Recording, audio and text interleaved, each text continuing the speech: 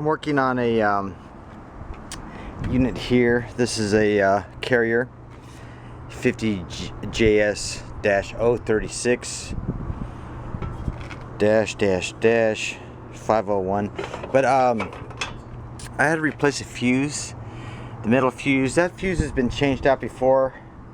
You can tell we've had work done here. This wire has been replaced.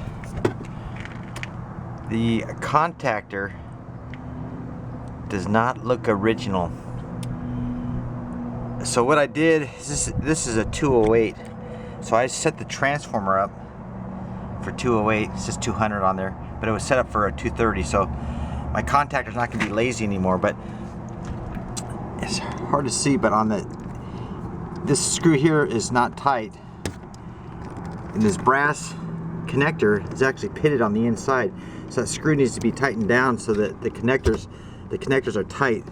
This one's not tight either. So it's kind of like a unique problem.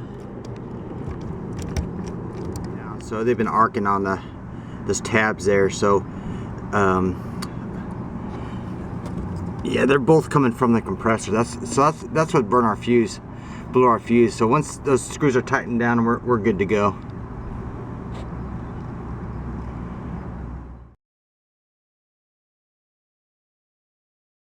Nice and tight. They're not going to be arcing anymore.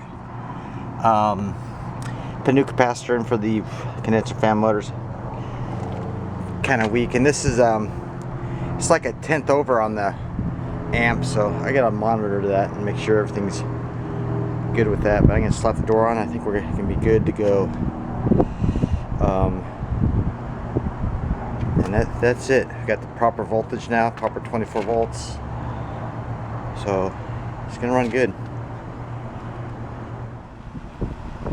The transformer is set up properly. The lugs are fixed on the contactor. My motor's running about 108 degrees. Just changing the capacitor for that. All my fuses are the same temperature. So this is going to be good to go. I don't think there's going to be any problems with it anymore.